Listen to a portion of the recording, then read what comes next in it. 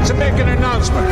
Hogwarts Castle will not only be your home this year, but home to some very special guests as well. Please welcome our friends from the north, the proud sons of Durmstrang. And now, the lovely ladies of Beauxbatons. I was just wondering if maybe you wanted to go to the ball with me. Mr. Weasley, place your right hand on my waist. Where?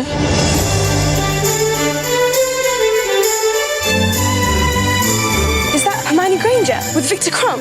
You're fraternising with the enemy. The enemy? Hogwarts has been chosen to host a legendary event, the Tri-Wizard Tournament.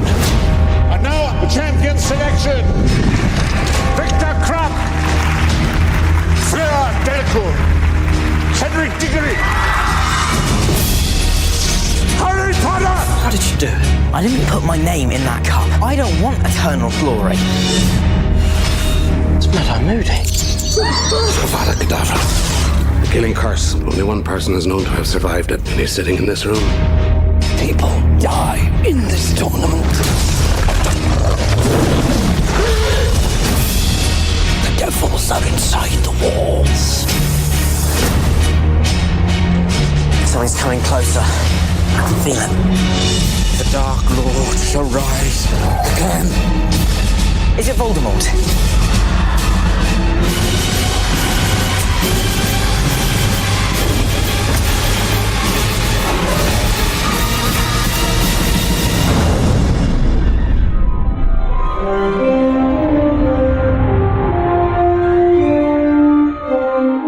Everything's going to change now, isn't it?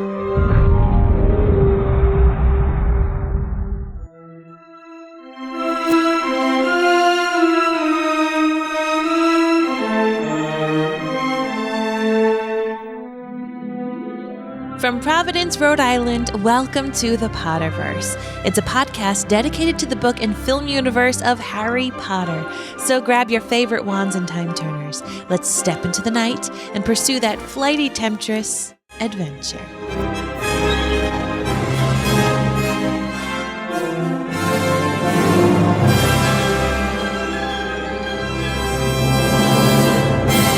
Everyone, and welcome back. My name is Mary Larson. My name is Blake, and man, the Goblet of Fire, I think we've watched it now in some form or fashion at least 4 or 5 times over the past couple of weeks. Either we started it and couldn't finish, or our kids wanted to watch it, or, there was like some way that it was always on at our house. And I feel like I have a pretty good grip on this film now. Right? And I'm not going to lie, I feel like I'm kind of Goblet of Fired out. Oh. It's just a lot.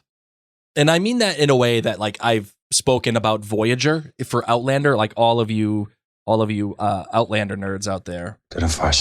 Like Outlander is Voyager is a lot. And we've, I think, compared that book to The Goblet of Fire in many ways. And I will also compare season 3 of Outlander to this movie as well, in many different ways. So you Outlander dorks out there are going to get a lot of this. But I don't know, Mary, what are your initial thoughts of The Goblet of Fire and the whole experience that we've had so far with the book and the film? I love them. I feel like I quote this movie a lot. There's lots of little bits that I just adore. I love the complexities of the wizarding world from this movie and being able to visualize it. So it's definitely a fast and furious, action-packed movie. It picks you up and then it drops you, of course, at the end with a death. So it is a movie that when we were watching it with our kids for the first time, there were definitely scenes that we skipped. This is not for the faint of heart, the super duper young or the super duper startled as you get jostled by either the Death Eaters or Cedric Diggory's death or just even the labyrinth itself. But for it to be a movie by itself standalone, I think it is fun. I think it's riveting. I could never get sick of any of the Potter movies. I mean, Yeah. they could literally be repeat all the time.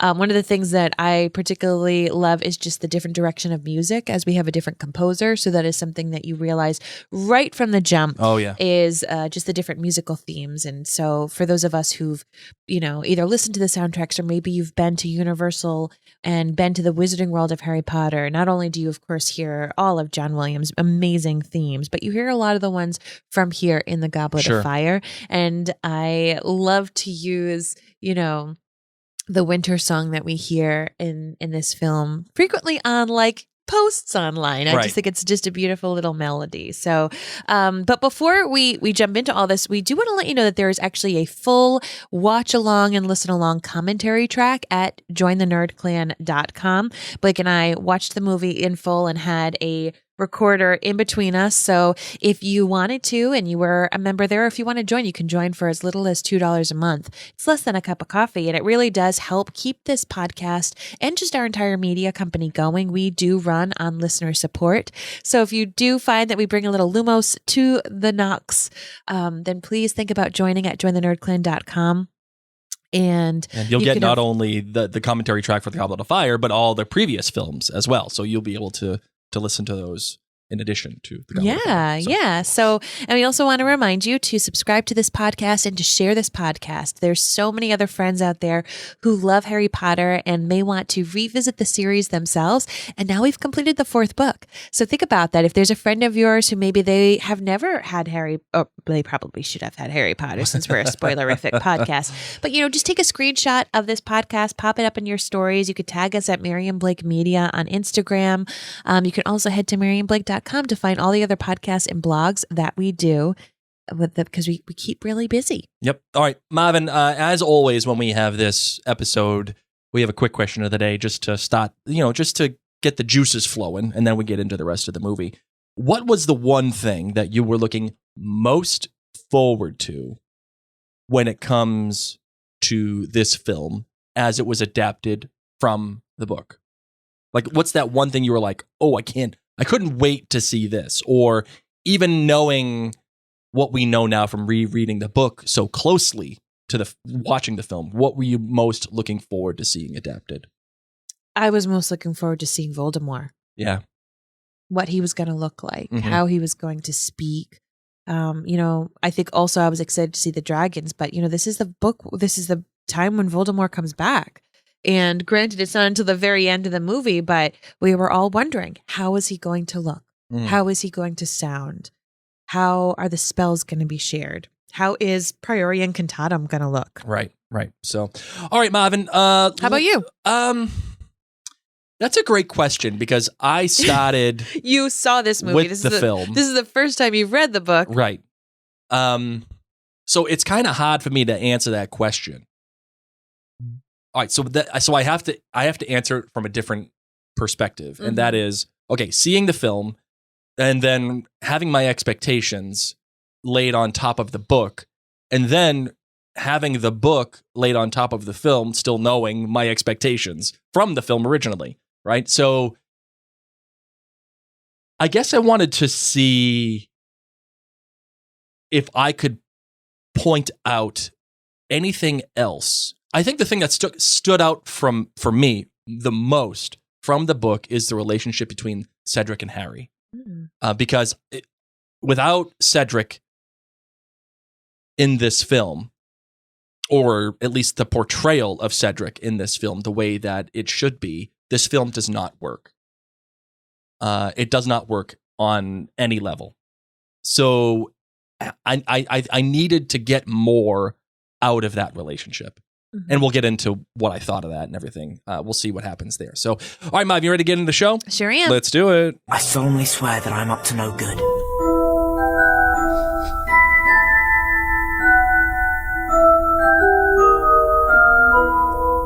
All right, Harry Potter and the Goblet of Fire came out in 2005, Marvin, the year I graduated college, as a matter of fact.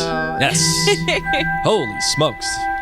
So nearly 20 years ago that this film came out as we are recording this podcast. And it was directed by Mike Newell Mike Newell is actually a quick, fun little tidbit here for you. Mike Newell is the first British director for the Harry Potter franchise in the films. Interesting. And Mike Newell has directed a lot of films that you would know, as a matter of fact, Mary.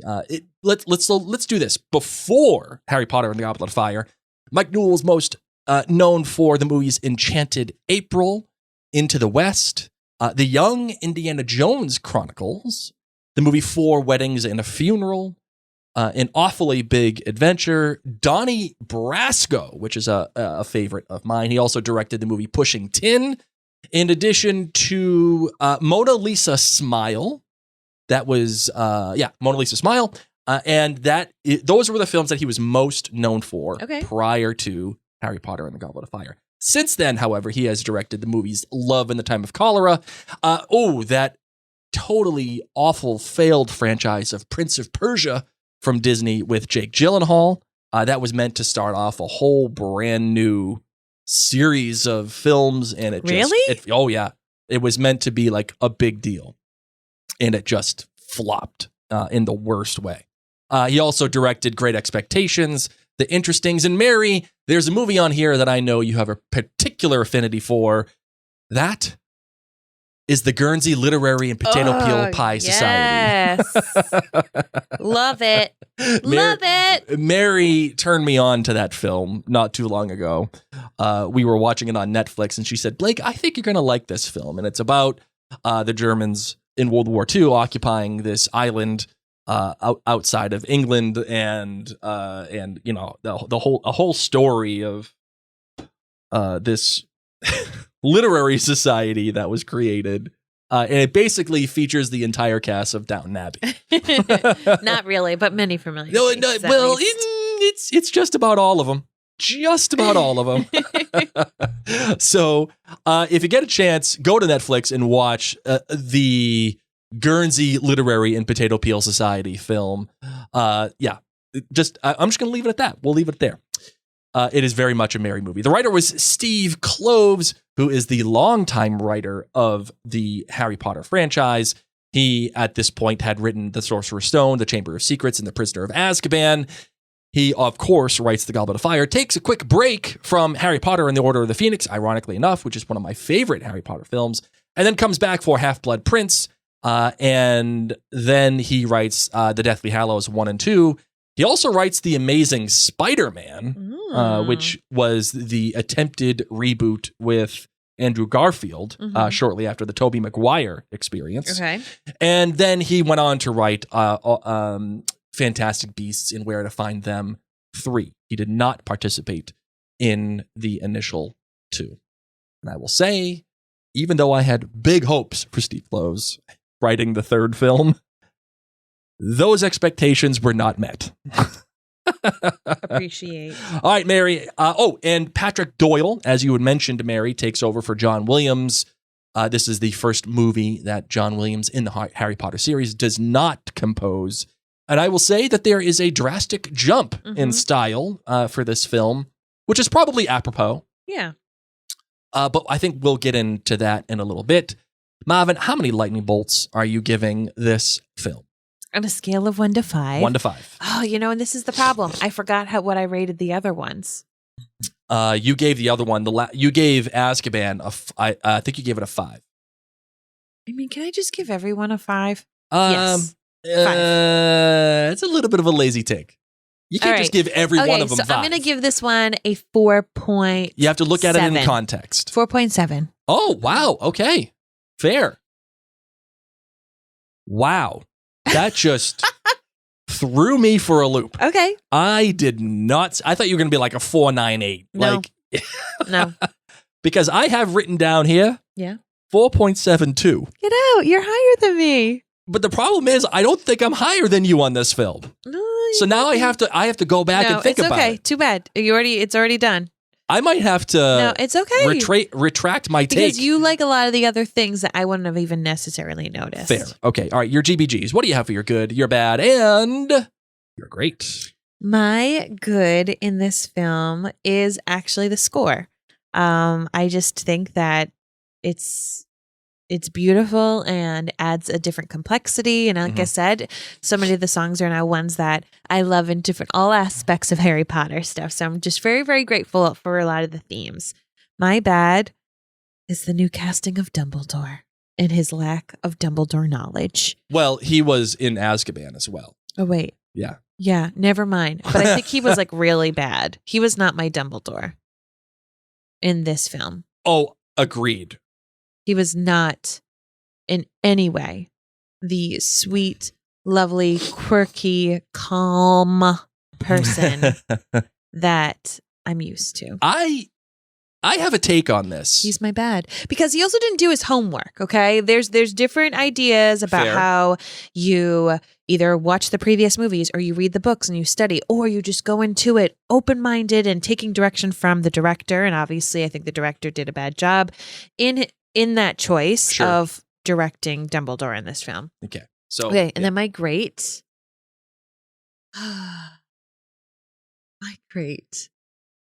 would be all of the little quotes that I do get from this film. I'm not an owl. And what are you doing? Teaching. Like there's just all these bits that constant vigilance. Yes. Yeah, there I will agree. It's a quotable film. It is so quotable. And I love that because I don't quote. I really am. I'm going to try to, especially as we go forward, I'm going to try to see how many of the other films I have quoted frequently. And this really, it wins. It wins some big things. So the quotes that I take from it, that's my great. Yep. Okay, for me, my good is the cinematography. Now, I'm pretty sure that I called this out in the last film. Maybe not the cinematography, but I called out. I know I called out Alfonso Cuarón for his directing simply because he's an incredible director. Yeah, and it is what like that's a big boy director right there. And it's funny that Mike Newell was chosen for this film because he is, I mean, I just went over his filmography, right? Like it's a lot more subtle characters. It's a lot more nice characters. I mean, I would say the closest in terms of tone is probably Donnie Brasco. But you know, that's an entirely different tone altogether, right? Like that's something completely different. So for him to come into this film, it's interesting. And of course, he's not the cinematographer, he's the director.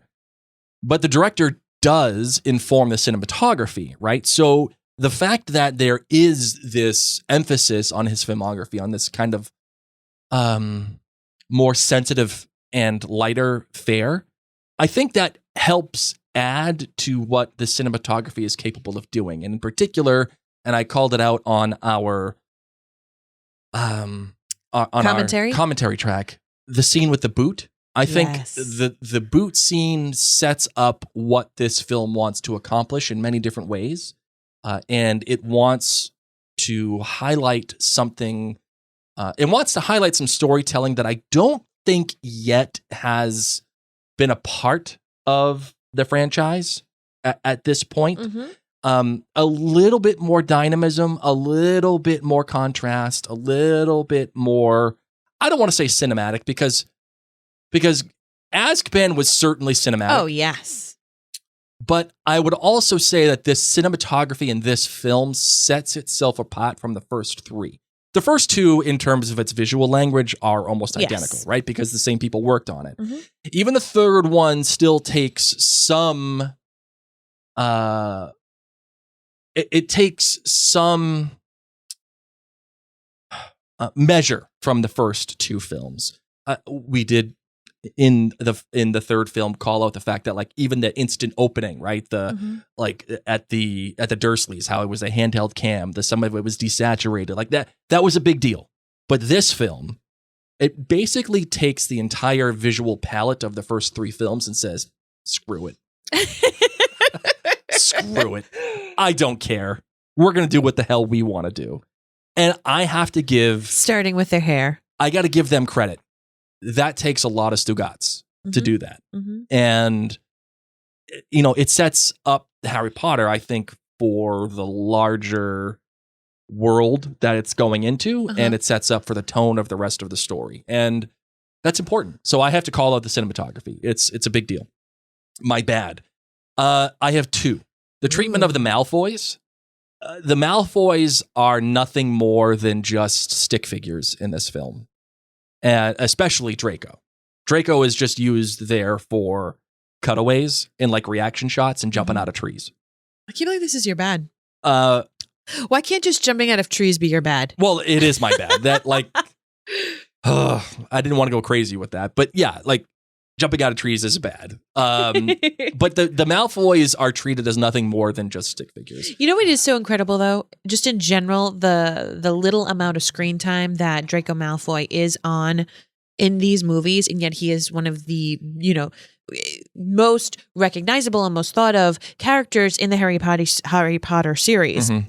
But really, when it comes to the physical timed screen time, oh yeah, it's super very small. little. And I don't recall Draco doing a whole ton in the books. I just don't. But that doesn't. I think when you have that kind of character, it's important that you use him as a mirror for Harry. And in no way or shape or form is that used in any capacity in this film. And I would even say the same thing with Lucius. He's just barely used. But I don't think that they are villains in this story. But I'm not saying as a villain. I'm saying more as a mirror, and I just don't see that. All I see is Draco being cut away to show a reaction or to show like, I'm gonna get you.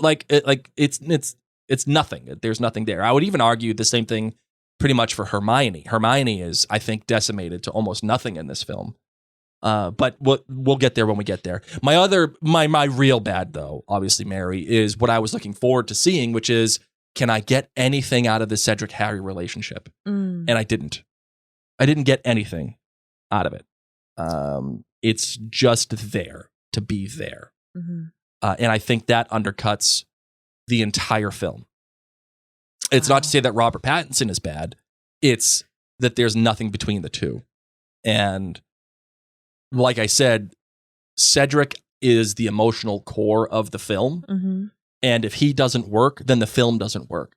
The problem with the emotional core is that it is solely and specifically attached to his relationship with Harry. And because there is no relationship, the crux of the film just doesn't function. There's no stakes at the end. Mm-hmm. Cedric is nothing more than just a dead body at the end. He's just despair. He's just the spare. But the whole point is that he is not just a spare, right? I mean, aside from the fact that he's human and, he's a life and he's a kid, but the emotional attachment to that is the opposite, which is he's not just a spare. His relationship with Harry grows over time, Mm-hmm. and they form a bond based off of what they're doing together. And when they make the choices that they make at the end, it's because they've grown together. And that doesn't exist in this film. Mm-hmm. It kind of touches on it, but it doesn't want to go there either way. But my great, of course, is Ralph Fiennes. How can it not be? Yes. Ralph Fiennes is wild, just a wild dude, and he goes all in, and you could see how when somebody looks at Voldemort, they're like, this is gonna be a little campy, Mm-hmm. or this is gonna be B horror film, or Yeah. this could be a career ruiner for me, right? Mm-hmm. But Ralph Fiennes he does not care 1 ounce. He just goes all in and says, this is mine. Me and my bare feet. Yeah, my bare feet, bald head, no nose, shaved armpits. I'm going to do whatever I feel like. And this is great, especially coming from the guy that was in Schindler's List Mm-hmm. and played, what's his name? I can't remember his name off the top of my head. With that kind of menace, but a lot more theatricality. Yes. And that scene when he is talking to Harry about, there was this old magic and I didn't foresee it, but guess what? I can touch you now And the way that he goes up to him with this one little finger in his hands, like all splayed out, and he just touches his forehead. Like, man, it sends shivers up your spine. Yes. Thinking, like, that is a sadistic dude that just takes pleasure in what he is doing. And I love it. I love every single ounce. And he sets the tone for Voldemort. He sets the tone for what's to come. And it could have just been played straight. It could have been played totally empty. And he just, I mean, he invests every stock of his value into Voldemort. And that's awesome. And he makes it his own. All right, so that's that. That is my GBG. All right, Mary. This is an interesting conversation about this film. Okay. Because I think there are... Okay, we are having... we are having, I think, a little bit of an impasse in Mary and Blake media tradition here. Do tell. Because there are two ways I think we have to, or at least are responsible to, approach this conversation. Okay. 1, does it work as a film? And 2, does it work as an adaptation? So the problem, the dissonance between this conversation and Mary and Blake Media Commandments is that one of the top Mary and Blake Media Commandments is that the book is the book and the film is the film. That applies in everything, whether it's Outlander, Harry Potter, or whatever. Bridgerton, doesn't matter. Book is book, film's film. But are we obligated to look at this film through the lens of adaptation? Yes. I am. How come? I cannot not. Why? Why can we not just look at the film as it presents itself? Because I just spent all this time going chapter by chapter analysis of a book. But that argument means the opposite of that argument is true. You just spent however many weeks going over the book. Now it's time to look at the film as its own independent I just feel like entity. I can't not acknowledge some things, like that this isn't my Dumbledore. All right, so this is a great way to start this conversation. Like this isn't even continuity from, previous films. So, okay, the book is the book, the film is the film, but then should the film be at least in line with the other films of the series? I think you went inside my brain. I usually do. And you scooped out some brain matter. Maybe not. And then you put it in Silence of the your Lambs. brain. Yuck. And then you just spurted it out. Did you put the enemy on fire? That scene, I think, is the perfect scene to break down and to begin our conversation. And I have a take here that I don't think it's necessarily new, but I think it's an important take. I don't think Dumbledore is the fault of Michael Gambon. I don't think that scene is Michael Gambon's fault. Nope. I actually think it's Mike Newell's fault. Agreed. I don't care if Michael Gambon didn't read the books. I don't care if the guy wanted to rip butts all day and kept cigarettes in his socks and decided that he wanted to change the outfits. And I don't care that he wanted to yell or do it. Like, I just don't care. Because he's an actor. He's gonna act. And he's gonna act the way that he interprets the character. That's fine, man. Like, you do what you do. I don't need you to read the book. You got the script. Mm-hmm. You read the script. That's what counts. The fault lies on Newell because Newell, I imagine, and I'm sure that he did, read the book. As the director, you are solely responsible for taking the words from the book, but also the scriptwriter and Steve Kloves,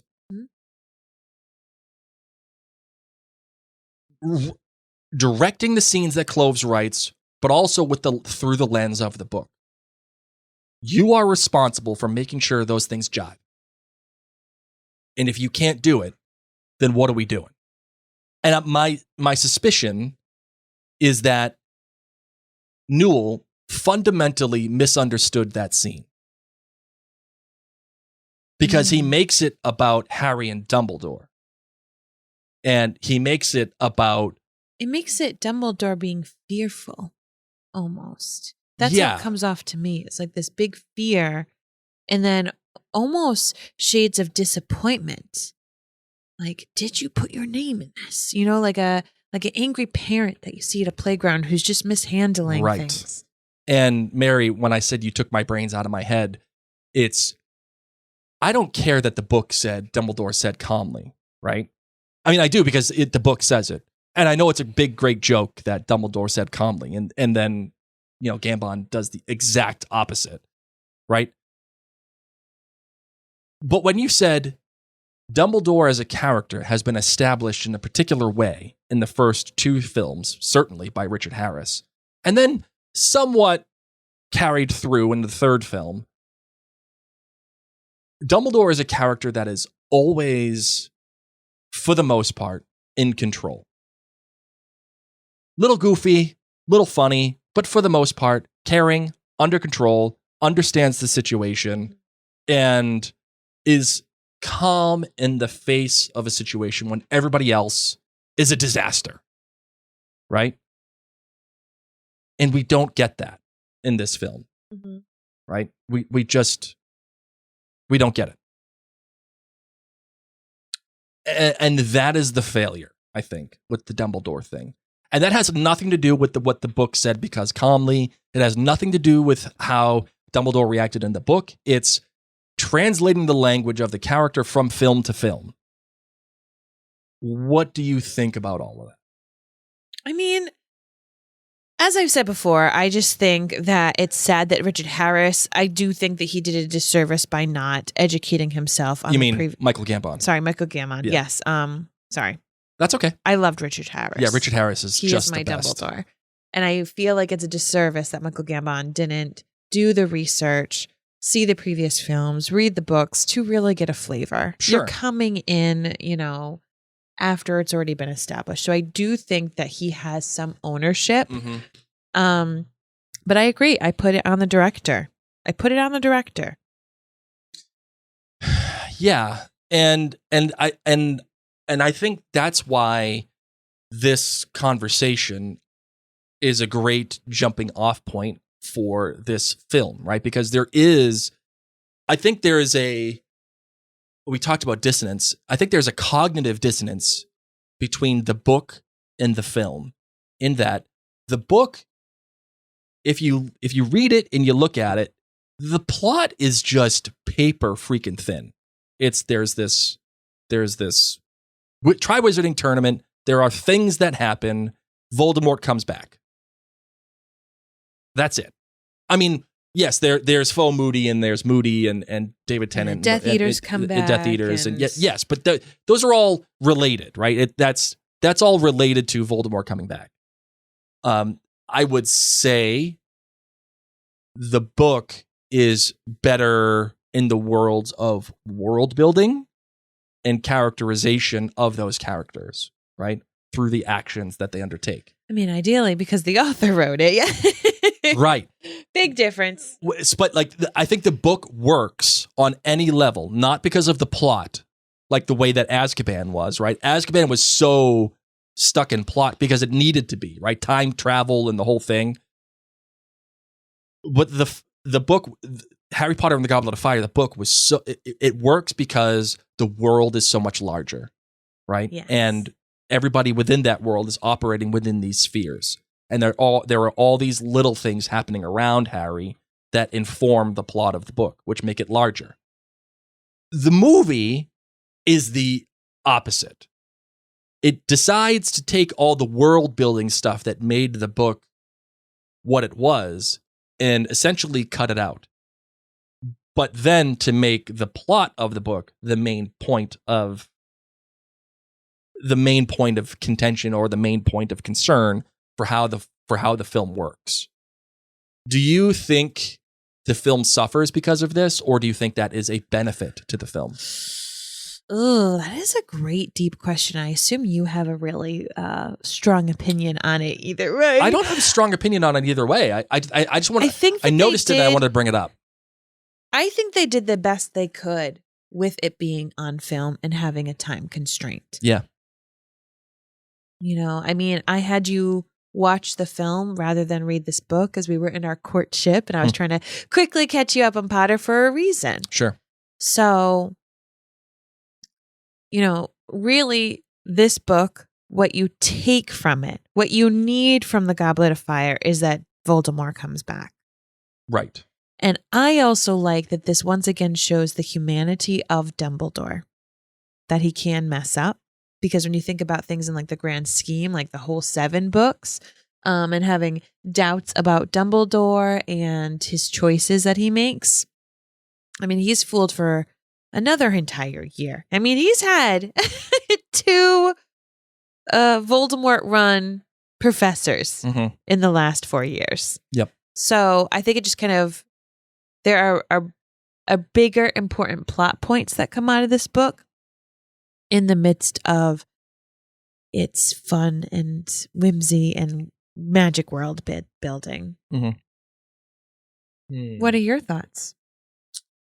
I think what they chose to do was focus on Harry, and Harry specifically, which I think is the right choice. Agreed. Right? Because in the film, if you're going to go into Spew and you're going to go, listen, you're already at 2.5 hours. You're already there. And you took out Spew. You took out basically all of Rita Skeeter. You essentially removed all of Hermione. You took out the blast-ended Scroots. Yep. You took out the maze, essentially. No Winky. No Winky. You took out all of that, and you still got 2.5 hours. There's no Ludo Bagman. No Ludo Bagman. Right. No betting subplot with the Weasleys. No no fudge with a Dementor kiss and all of that. And I would also argue that is something that this film misses. This film... I agree. This film misses, I think, emotional stakes. To me, this film is 2 films in one. It's Whee! Hogwarts! And then Voldemort. And there's nothing much there that connects the two, other than the fact that Harry is in both. Right? Okay. And I say that because there is no emotional stakes. There's no relationship with Cedric. The relationship shared between Voldemort and Barty Crouch Jr. is gone, essentially. Even the father-son stuff is very lightly touched upon between Barty Crouch Jr. and Sr. Very lightly. Who, by the way, he's dead in this one, not a bone. Not a bone. Just straight up DED, dead. Yep. And then there's no connection. Do you like how they mourn Cedric and they don't mourn what do you mean? Barty Crouch? Oh, yeah. Like he's dead. It's just like things just continue on as usual. Well, hey. Okay, there's maybe it looked like he had a heart attack or something. Yeah. And then there is no connection to Fudge and the choices that are made and how that separates him from Dumbledore. And like, I know that you get that in the next film. Like, I know that. But it starts off so rashly. And whereas in the book, he has the choice to acknowledge the truth that is right in front of his face. Right. And he turns a blind eye versus when you start a whole new movie and it's him talking to the press, it does feel so removed. Yeah. But he was there. So I think I find myself struggling with the idea that there's just no... It almost feels like we were adapting scenes from the book to make a film, as opposed to writing a film inspired by the book. But think about it. You saw the movie all these years. Yes. But without reading the book. I would also say it's probably my least favorite film. Okay. Right? Because of that. Yeah. Okay. And I'm not going to say that the book is my least favorite book, although it's probably there. But at least I see what the book tried to do. And that is give me some emotional connection between all of it. Right. And that's how I can reconcile the fact that the first half of the book, or at least the first 2/3 of it, is just kind of wee Hogwarts. But it all kind of plays eventually into how it's concluded and why it concludes the way that it does. Mm-hmm. In the film, it's wee Hogwarts and then a short film about Voldemort arriving. Like, there's just no way to reconcile those two in the film. I understand your opinion. Yeah. So, they do what, they start, to me, it's like also it's this changing of the times. Like, we start off with the murder of Frank, and which we really don't get anything else from that. It's not, there's no acknowledgement from Dumbledore. Oh yes, Frank Bryce, his whole story, and he was blamed for the riddle. No Bertha Jorkins too, by the way. No Bertha Jorkins. I was trying to see when the Priorian Cantatum, how many little spurts of golden people essentially came out. It showed Frank, the parents, and Cedric. Yeah. There was just other little but exactly, obviously no Bertha. And no Percy. No Percy. That's correct. No Percy in this film. Mm-hmm. So, I mean, but what I was trying to say was that throughout this movie, it really is just the growing up. We start with Frank. We have the Death Eaters. We're like so excited to be at the Quidditch World Cup, and then the Death Eaters come. And so there's just these moments of darkness that continue to make it more real. Yes. So I think we've spent a lot of time on things that don't work in the film. But there are, I think, a lot of things that work and work very well in the film. Agreed. And I would say that the ball is spectacular. Makes me want to go to a Yule Ball so badly. Right. The set design, the costumes, the interactions, the crying girl corner, all of it, it sings. And the characters can be themselves. You actually get a sense of Neville and how he's dancing and how he loves dancing. Just practicing it, and then when he comes back, me, I'm back this late. Like, me. Excellent stuff. Ron and the robes. I even like the mystery of the ball, and I like the mystery of the World Cup, like how the kids don't know as opposed to knowing in the book. I think that I love the scene with Neville when he's like, "Oh my God, I killed Harry Potter!" Like, yes, just a fun little thing that you could absolutely see Neville Longbottom saying. Yes, I think it really, really, really works on many different levels. In what other ways do you think this film really works? Well, I think that it gets the point across. I think they cut out the things that they had to and could cut out. And, even something like Neville handing over the gillyweed instead of it being Dobby. Like, I think that they really cut the fat as best as they could for it. I've said it before and I'll say it again. I think that the score is brilliant. I adore the messy hair. The situation with the actors is that in between filming, they weren't supposed to cut their hair because they would come back to filming for the next installment, and the director at that point and the team would say, "Okay, this is going to be Harry's hairstyle. Let's go get it cut." So they were told, "Don't touch your hair over break." So they just grew it out and they got all scruffy.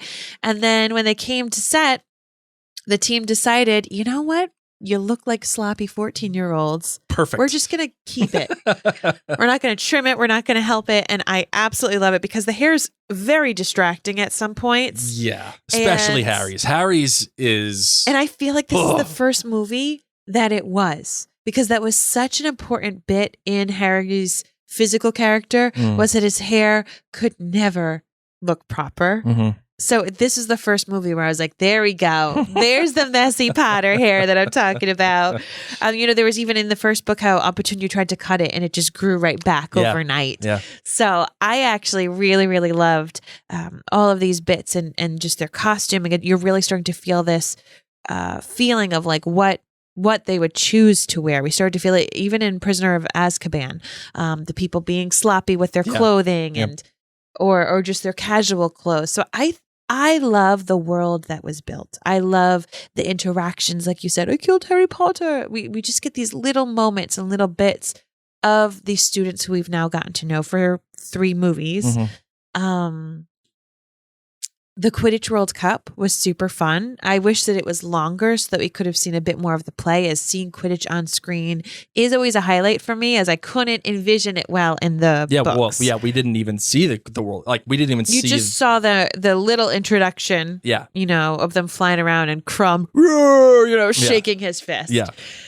Did I know we had talked about it on the commentary track, but I want to ask you again, did that major switch in tone from the Quidditch World Cup to then the Death Eaters arriving? It's a very sudden switch. Does that work for you in the film? It does. Yeah. Because it feels authentic. We had all these cute moments of them waking up. Wake up, sleepyhead. We got to go. And the port key and Cedric jumping out of a tree. And then let's get our hats and cheer for the Irish or the Bulgarians. And, we're making fun of Ron. Victor, I do.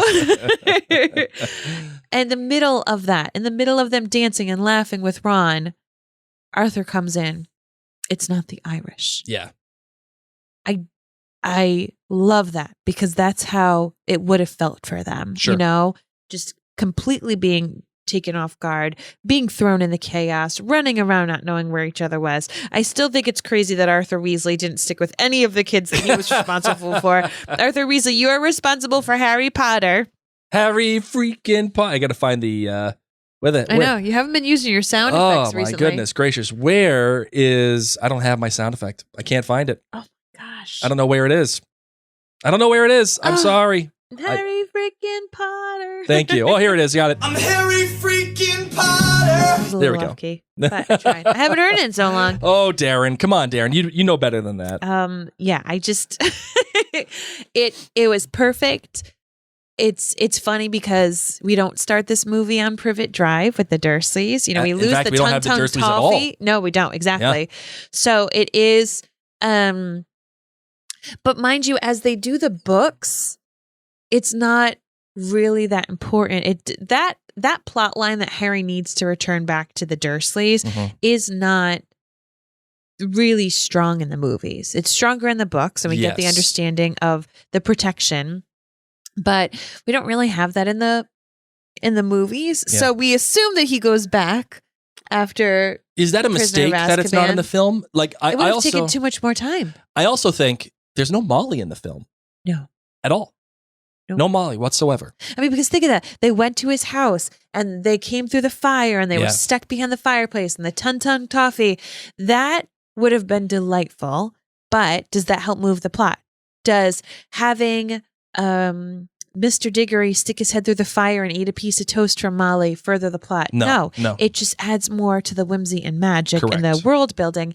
And even though that's exciting, we've already had flu powder. We've already, so we've already know that people can travel through fireplaces. We do get serious. We are going to get serious in the fire. So, aside from like the wizards kind of picking on a muggle, which maybe they wouldn't have even wanted that because then we would see Fred and George in a very different light. So I think it's okay that they cut it. I love that we still have it in the books, but I think that instead they chose to build out the world more with the Beauxbatons and with the Durmstrangs and the Triwizard Tournament. But even that in and of itself, right? I think the film, implicit in the film is that Durmstrang is a boys' school and Beauxbaton is a girls' school. Yes. Is that problematic? No, I don't think it's problematic. There's boys' schools and girls' schools everywhere, so it makes sense to me. What is interesting when you look at it through a little bit more critical eye is the opening scene. They get back from the World Cup and they go to school, and all of a sudden it's like the Pegasus flying through the air, the horses coming through the air, and then the ship coming up, and that, of course, in the book all happened on Halloween. And there was this big, long discussion. We're having the Triwizard Tournament. We're having these people come. And instead, it just cuts to the scene with his magical people arriving. True. And then Dumbledore saying, okay, everybody, here's what's happening. So in the movie, it feels like this is the first day of school, that this is the welcoming feast. Maybe they just sorted all the Hogwarts kids. And oh, by the way, somebody else is here. Yeah. And I said it in the commentary track. But it is so out of the blue without explanation about the ship and about the horses. But if you're watching the fourth Harry Potter movie, you just kind of have to roll with the flow that it's magical and it will be somehow explained to you. And or maybe you should have read the book. Yeah. Because they really don't talk about the ship. And they mention that the horses prefer malt whiskey. Right. But aside from that, we get them at the beginning and then we get them at the end. Yeah. And I think that that's really all you need. I mean, you saw it, as I said, just as a movie without reading it, and it made sense to you. I got it. Like, okay, new people are coming. Yeah, there's a certain level of, magic. Yes. That's, you just have to accept that. Mm-hmm. And it's not because it's lazy storytelling. It's because that's the world, right? Sometimes there are things that just happen because magic. In the framework of the film, I would say that the introduction of Durmstrang and Beauxbaton still works because you treated the World Cup as a mystery, and then you made no mention of the Triwizard Tournament in any capacity in the beginning of the film. So there needed to be no introduction necessarily to that idea. It's just these people are showing up, and it's just as much of a mystery to you as it is to the students, right? Mm-hmm. So, I think the film on some levels expects you to just know things from previous films, and it expects you to just accept certain truths within within that universe. And I'm okay with that. This is our first time that we learn about a portkey in general. Yes. And so I love, like you said, we learn through it through Harry's eyes. Yes. They wake up and Harry's just going along for the ride. Obviously, he knows he's going to the Quidditch World Cup, but nobody says it out loud. Right. And I love that he's just as clueless about this Maggie old boot as the rest of us. Yes. So that to me was the new mode of transportation. That to me was the new element of magic. And yes. Well, thank you, Mary. Thank you. Because I think I kind of want to, I want to reframe my great. Okay. I want to add something else in addition to Ralph Fiennes. I love magic. I love magic is a perfect I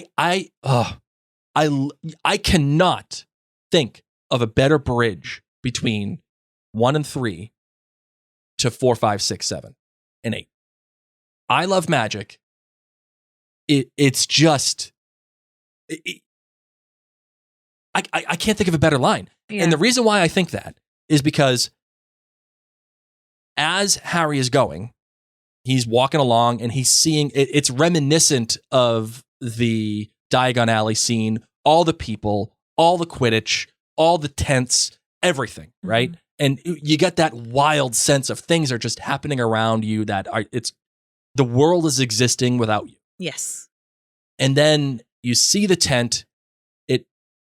Harry walks in, it defies expectations. He looks up, sees everything, and by all accounts, it's a pretty ordinary tent for even wizards.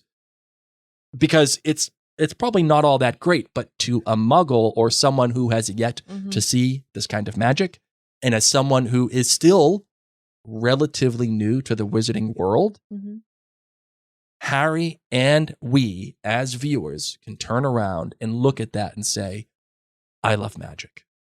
Agreed. And we can turn around and acknowledge the wonder that Harry Potter still provides, yet at the same time, acknowledge the larger world afoot and what's about to happen.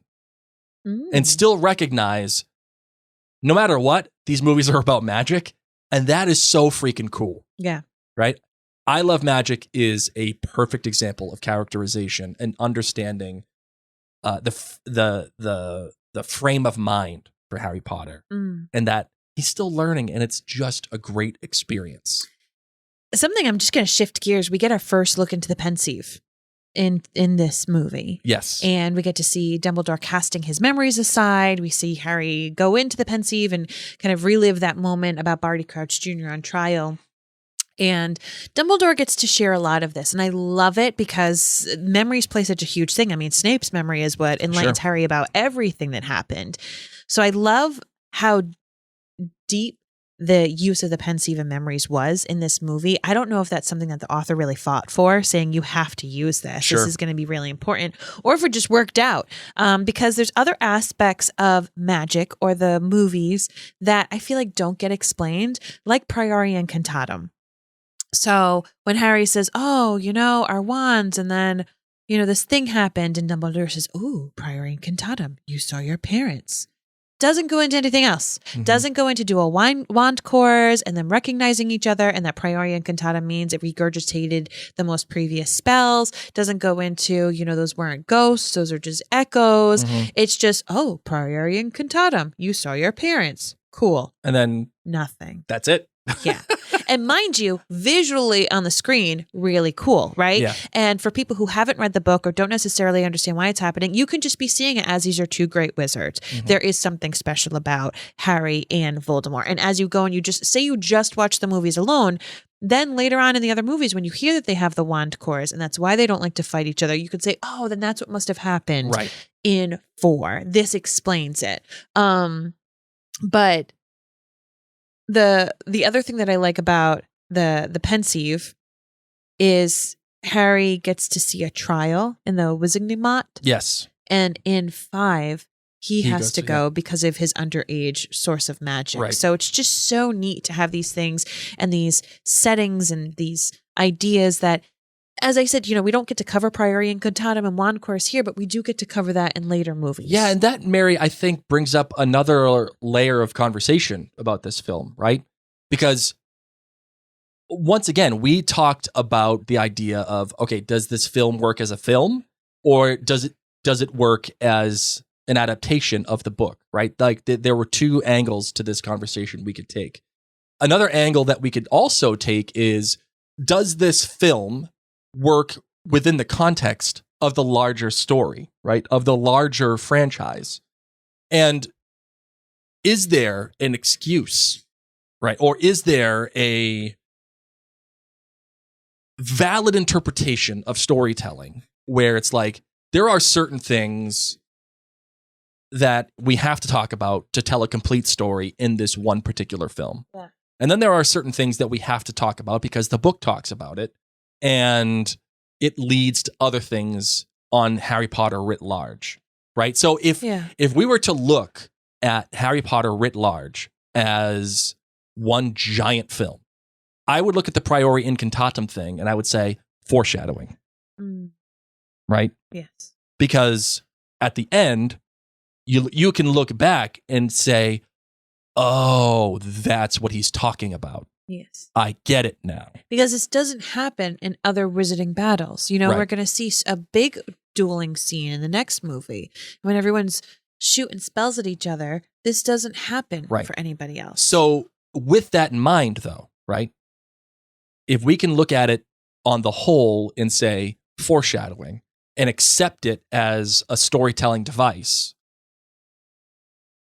do we have the same responsibility to look at it in the same way in just that film as a standalone? Or is that unforgivable? I don't think it's unforgivable because Harry kind of forgets it. And if you say it in the beginning of this podcast that this movie is pretty much from Harry's perspective, he doesn't harp on the fact that they have dual cores in Priori and Cantatum in the next couple of books until it really does matter with the Elder Wand and all that kind of stuff. It's just the thing that Dumbledore says to Harry. And I feel like there's many things that Dumbledore says that Harry's like, oh, wow, okay. And then he never talks about it again. Fair. All right, that's a fair assessment. There are two other things that I would like to talk about in this film, Mary, and they are actors. We have Brendan Gleeson as Mad Eye Moody, and then we have David Tennant as Barty Crouch Jr.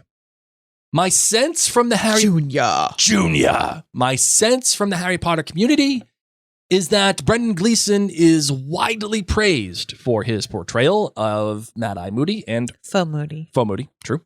And Mad Eye Moody. And rightfully so, by the way. I thought that Brendan Gleeson in this film, especially when he throws the chalk, is a perfect characterization of Moody. However, my other sense about David Tennant is that his performance as Barty Crouch Jr. is not as widely praised. If anything, it is kind of frowned upon. And I would love to get your thoughts on that. I haven't heard any of this. Man, I have been so on the outs of people just hating on Barty Crouch Jr. as actor. Yeah. Because I think they both did a fantastic job. Yeah.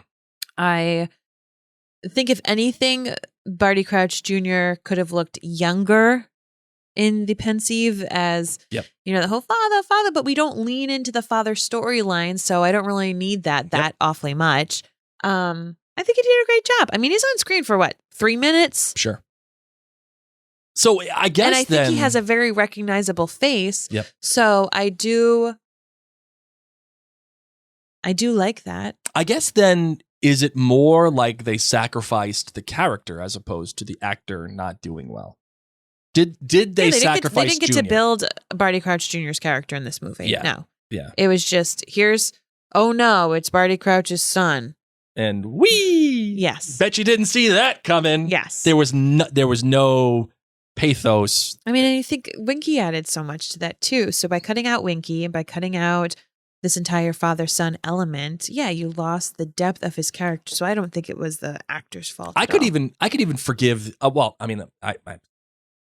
I'm fine with the fact that there's no Winky, because in the end, what does she really add? Even Rita Skeeter, right? If Rita Skeeter was erased from this film, does anything change? I don't think so. People's perception of Potter. Yeah, but they already have a perception. I know, but it just elevates, or not elevates, it diminishes it. It makes more people hate him. Right. Fair.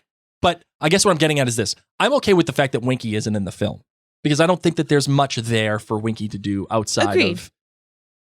But the fact that there was no relationship really between Junior and Senior, that takes away from what makes Barty Crouch Jr. a number one tick, but also number two, what really characterizes him as what could be considered the best Death Eater there is, right? At least that's the way that we framed it from our experience in the book. And to me, that also is, I think that takes away from the way that the character is portrayed by David Tennant. And I'm a huge David Tennant fan. I love his work. Doctor Who, he's in the How to Train Your Dragon series. He played the Purple Man, which was a fantastic portrayal in Jessica Jones. If you love David Tennant, go watch Jessica Jones on Netflix. Oh, sorry, it's on Disney Plus now. It's great. Well, he is great. The show is okay. I don't know. It's an interesting conversation to have, because are people down on David Tennant, or are they down on Barty Crouch Jr., the character in the film? I don't find it an interesting conversation to have. I don't even have that conversation. Fair enough. Fair enough. Anything else that you would like to talk about in this film review, my love? No. No, we're good? All right, fair enough.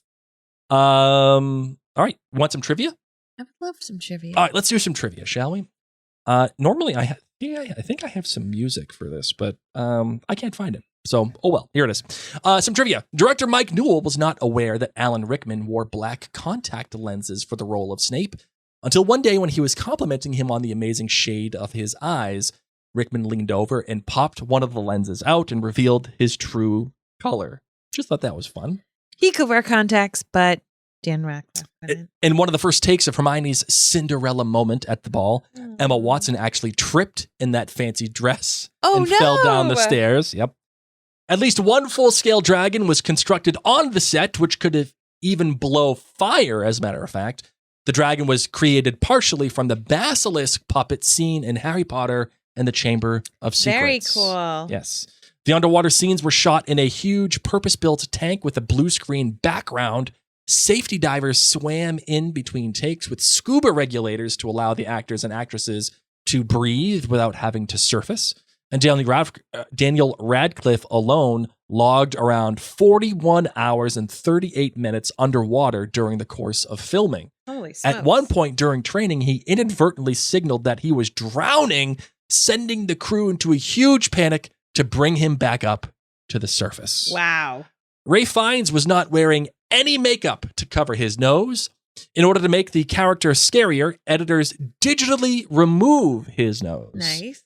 Also, the red snake-like eyes the novel describes were not added due to the actor's thought that the expression in his eyes would provide a better idea of Lord Voldemort's insanity and malignity. Do you agree with that take, Mary? Yeah. I kind of agree too. I like, if you're going to have Ralph Fiennes, go all use out. Ralph Fiennes. Go all out. The kids had around 3 weeks of dancing practice for the Yule Ball Waltz.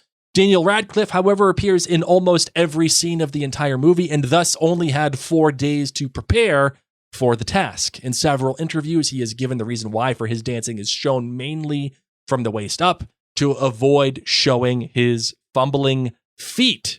Ooh. Fortunately, this wasn't a huge issue as Harry wasn't supposed to be a brilliant dancer anyway. I totally love that. The guy who plays Victor Krum, Stanislav Yavensky, only has 2 lines, totaling 20 words in the entire film. I love that. The elves, Dobby and Winky, were cut due to time constraints, Mary. However, if you watch carefully in the first campsite scene, right after Ginny points to something and says, "Look," you can see 2 house elves riding on llamas. Aww. They go by very fast, so it's hard to see. Okay. Never noticed 2 llamas or 2 house elves. Early drafts had Ron's estranged brother Percy appearing in a key supporting role, but it was written out of the final drafts. And the reason why this is because Chris Rankin, the kid who plays Percy, revealed that his contract of the franchise stipulates that he must appear in 4 movies. The first 3 with the option of appearing in either this movie or Harry Potter and the Order of the Phoenix. And given that Percy appeared much longer in the latter, he opted out of this movie in favor of appearing in Order of the Phoenix. Why did he only say I'll be in 4? It's just the way that the contract was written. I would have said, put me in whatever, man. Put me in, coach. I'm ready to play. While filming his scenes as Professor Dumbledore, Sir Michael Gambon wore street clothes under his flimsy costume and also kept cigarettes tucked into his socks so he could smoke in between takes. Of course he did. During the underwater filming, Daniel Radcliffe, a couple of cast members, and all of the underwater crew posed for a photo, which he later sent out as a Christmas card with Rudolph's nose and antlers photoshopped onto everyone's faces. This is obviously the first movie of the franchise to not open with a Harry-centric scene. Staying true to the book, it opens with the Riddle House, which is a Voldemort-centric scene. In an earlier script, the Weasley twins had a good laugh over their failed attempt to put their names in the Goblet of Fire, but it was decided to have them go at each other in frustration instead. Director Mike Newell staged a brawl with one of them, both to demonstrate what he wanted for the scene and also to undermine his own authority figure status. Mike Newell was saying that they called me sir the entire time, so the fight got so intense that he fractured a rib in the process. Oh, wow. The director, by the way. In the books, Parvati Patil of Gryffindor has an identical twin, Padma Patil of Ravenclaw, to illustrate the unpredictability of the Sorting Hat. In the movies, however, Parvati and Padma are not only both in Gryffindor, but they are played by unrelated actresses. Wow. Yes, interesting. The first task with the dragon took over 140 visual effects shots. Some brief parts of it are entirely digital, including not just the dragon, but also the whole environment, including Harry Potter himself. Director Mike Newell decided against the studio's original idea of adapting the extremely long book into 2 separate movies to be released several months apart, figuring that he could cut enough of the book's bulky subplots to make a workable movie. In fact, it was Alfonso Cuarón, the director of Azkaban, who convinced him to do so. Aww. This is the first Harry Potter movie not to show the Dursleys, Mary, as we had said. They were featured in the book in the beginning. They were there when visited by the Weasley family who came to pick up Harry for the Quidditch World Cup. This, however, was omitted from the movie because the actors and actress portraying the Dursleys, well, they demanded more money. Oh, hey. So they were just cut from the film. And this is why Harry is shown spending the night at the Weasleys just before the Quidditch World Cup. Wow. The final you know what? That sounds very Dursley-ish. I know, right? This was the final 36! 36! I want 37! Last year I had 37,000! I don't care how big they are! This is the final Harry Potter movie to feature scenes filmed at the University of Oxford.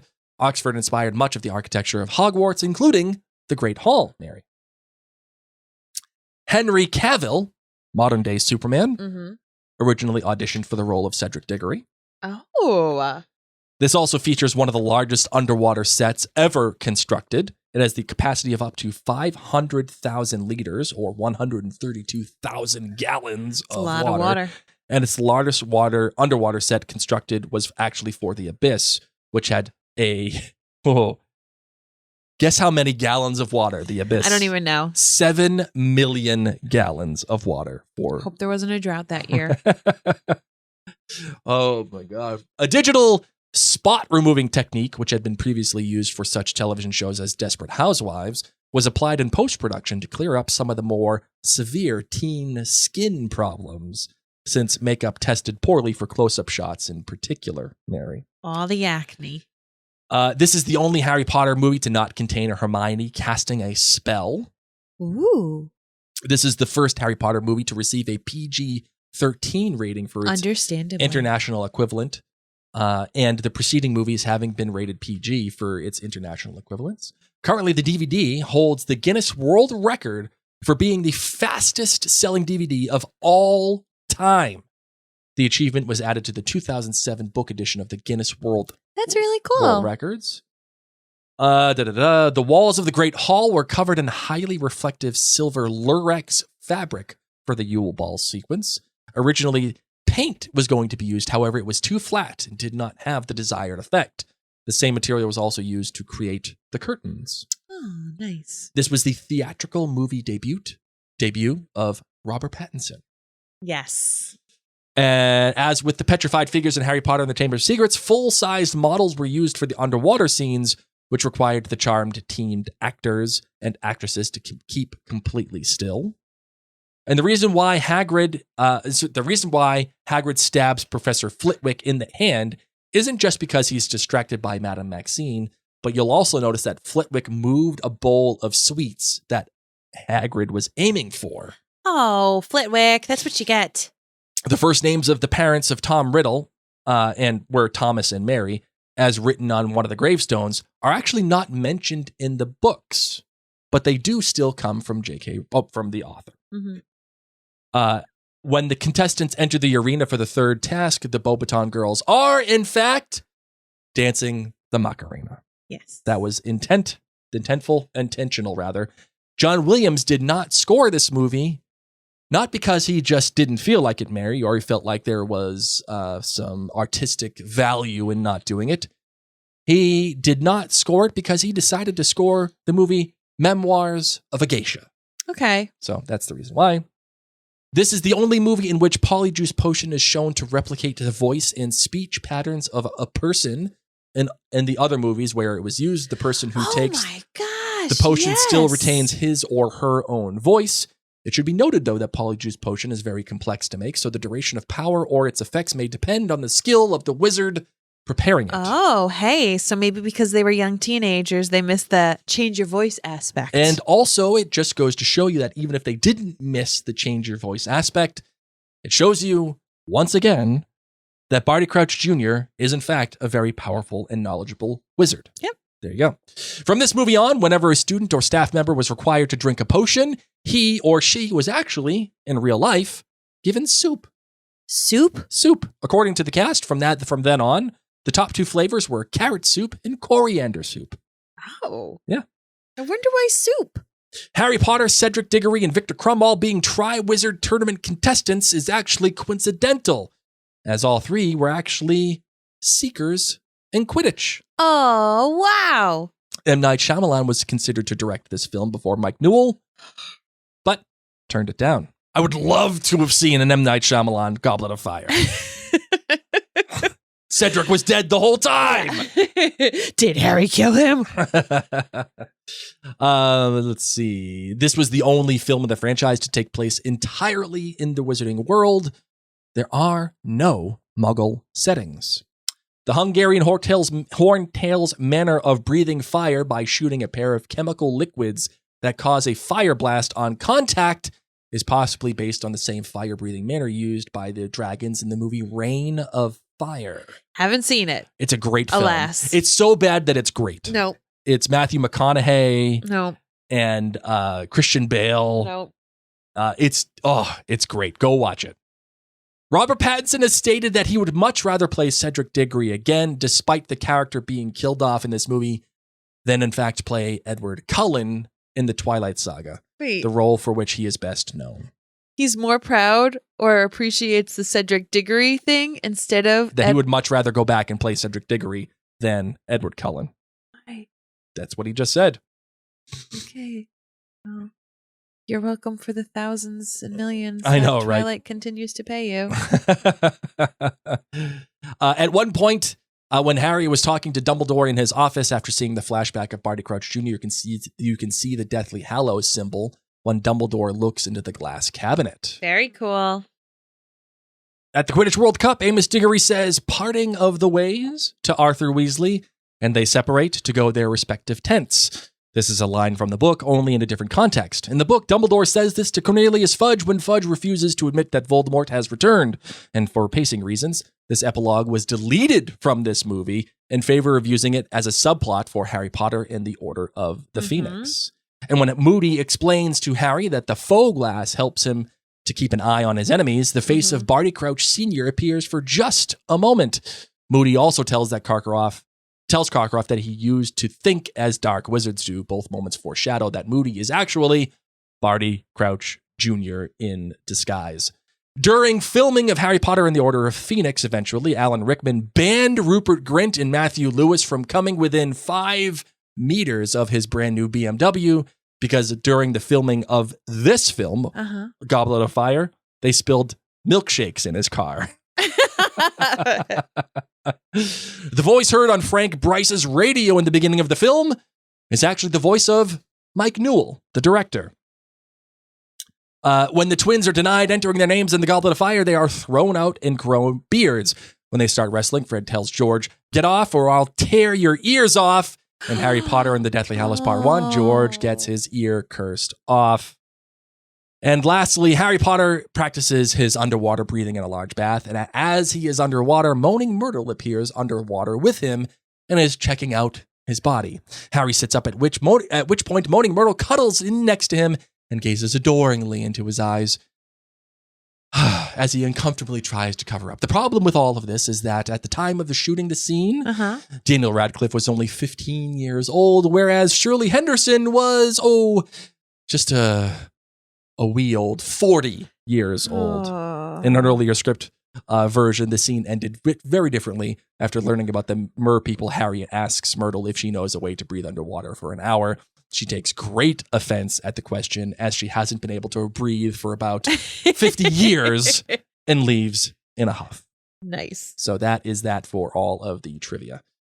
I'm sure that there's some other stuff there, but that was one of the most fun things I love that those. I liked. Yeah. All right, got anything else for this? That's it. episode, You know, it's just been so fun to be able to go through the Goblet of Fire with you all, whether it's the book or the movie or both. It's just, it's substantial. It is a substantial film. It is a substantial book. And from here on out, it's no longer for the wee little ones. Yes, absolutely. So, I mean, you little ones can watch them, but you're right, Mary. The storytelling certainly evolves And are we? As do the characters themselves. Like the characters themselves are getting older. Yeah. So in general, the themes become more complex. But yeah, now Voldemort's back. So it's a different story. Looking back, I wonder if they should have split this film into two. I'm okay with the choice that they didn't. Yeah. I think later on, when they did split the Deathly Hallows into two, I think if they could go back and redo their decision, they would have split Goblet of Fire into two and make more money. That would be my assessment. And I think that they would have made that work. In fact, if they split Goblet of Fire into two, would that then mean they split every other Harry Potter into two and make that much more money? Why not? Right? Just Right? be all the Dursleys. Give me more. Would you so let's just say for the sake of argument that they If they did, I would watch it all. I would love it. Give me everything. Would you be okay with that idea? Yes. Okay. Take my money. All right. Take all my money. All right, let's close this bad boy out, shall we? We shall.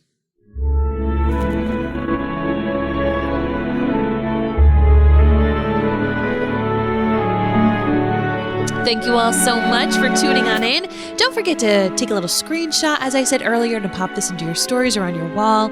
Tag us at Mary Blake Media. We will love to reshare it. Sharing is caring. Another thing that you can do is you can head on over to Apple Podcasts. It has been 100% confirmed that even if you listen to a podcast in a different app, the best way that people find our podcast is through Apple Podcasts. So head on over, find the Potterverse, and if you wouldn't mind leaving us a little rating and a review, it truly makes our day, makes us so, so happy. We actually got one from a Hermione fan.